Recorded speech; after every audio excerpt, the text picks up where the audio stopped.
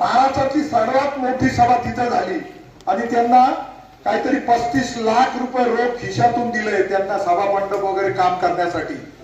तर मी अशा माणसाचा सगळ्यांनी टाळ्या वाजवून सत्कार करावा, कारण की अतुल शेठ बेनके हे हिंदू समाजासाठी किती हेरारीने झटतात हे हा एक जिवंत उदाहरण आहे.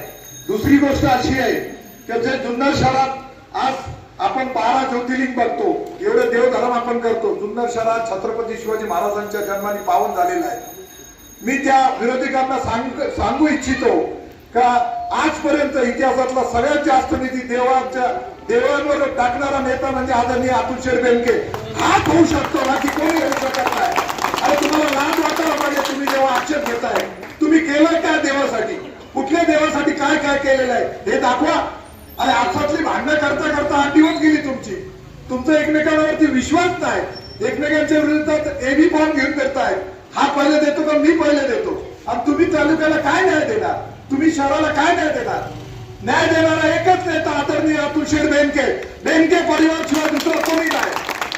याचं जिवंत उदाहरण आहे. पवार साहेबांसंग आयुष्यभर बेनके साहेब राहिले. 40 वर्ष एकच सत्तेसाठी एकच पक्षासंग राहिलेला आदरणीय अतुल शेठ बेनके हाच परिवार आहे. अहो रोज तुम्ही पक्ष बदलताय आणि तुम्ही निष्ठेची गोष्ट करताय. सगळीकडे काय चाललंय, सगळीकडे भारी राम मंदिरला जुन्नर शहरातून आणि जुन्नर तालुक्यातून 1 लाख रुपयाचा निधी देणारा माननीय अतुल शेठ बेनके हाच उमेदवार आहे आपल्या इथून. कोण बघताय तुमच्या विरोधात तुम्ही बोलताय, काय बोलताय तुम्ही.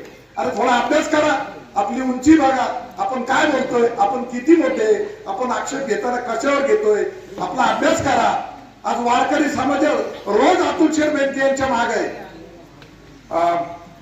कोंडाजी बाबा डेरे हे कोणी स्थापन केलं जुन्नर शहरात.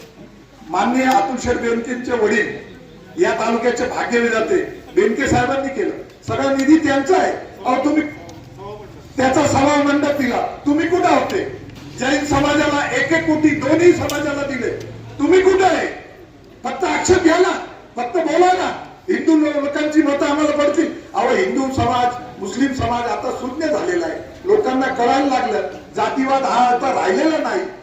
काही झालं तर जुन्नर शहराचा भ्रमनिर्माण झालेला आहे आणि तो आज मागच्या निवडणुकात लोकांना कळलेला आहे. म्हणून आज अतुल शेठ बेनके यांच्या मागे जुन्नर शहर अख्खा पळत आहे. हा तुम्ही आम्ही बघितलेला जिवंत उदाहरण आहे. त्यांचे किती आक्षेप काय हे बोलत बसण्यापेक्षा काम करणारा 24 तास नेतृत्व आपलं असं आहे का 24 तास लोकांसाठी धावणारा. अहो जेव्हा कोरोनाचा काळ आलता अतुल शेठ बेनके पुण्यात थांबून होते.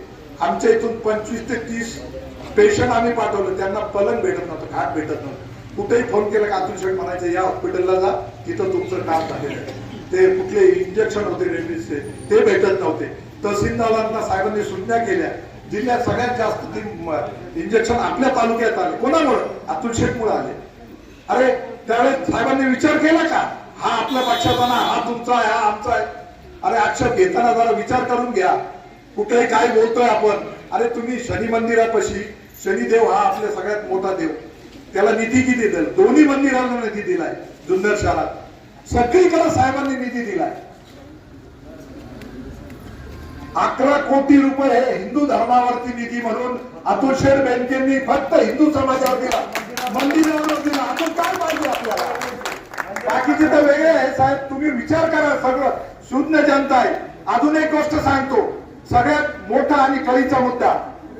तुम्ही म्हणताय हिंदू समाजाचा हे करताय. भावाळकर साहेब कोण आहे. RSS जन्मापासून RSSचं काम करताय. RSS कुठली संघटना आहे, हिंदूंची संघटना आहे. मग त्याला तुम्ही तिकीट का नाही दिलं, तिथं तुम्ही काय हे केलं. म्हणजे डुप्लिकेट पॉलिसी तुम्ही करायची आणि आमच्या साहेबांवरती ऍक्शन घ्यायचं काही कारण नाही. जनताला कळतो म्हणून सांगतो. हात जोडून नम्र विनंती आहे सगळ्यांना, एकच विनंती आहे. नगराध्यक्षाचा उमेदवार आपला सुशिक्षित दिला गेलेला आहे. आमची बहिणीनं भगिनी दिलेली आहे नगरसेविका तांबोळी मॅडम, ज्यांच्या सासऱ्यांनी इथं काम केलेलं आहे या वार्डात. आणि आता भावाळकर साहेब बघा, अतुल शेठचं हृदय किती मोठं आहे. त्याच्यावर अत्याचार झाला. सगळ्यात जास्त हिंदू समाजासाठी काम करणारा भावाळकर हा नेतृत्व, त्याच्यावर अत्याचार झाला. आम्ही सूचना केली साहेबांना, साहेब आम्ही थांबतो आणि तुम्ही भावाळकरांना द्या. तर ते 2 मिनिटं थांबले. यार खरंच बोले एवढं अत्याचार आयुष्यभर त्यांना थांबवताय आणि तुम्ही हिंदूंची भाषा करताय. RSSचा उमेदवार तुम्ही थांबवताय आणि तुम्ही लोकांना न्याय देणार का? एवढं सांगतोय. जय हिंद, जय महाराष्ट्र. अतुल शेठच्या मागे राहा आणि घड्याळाला निवडून द्या.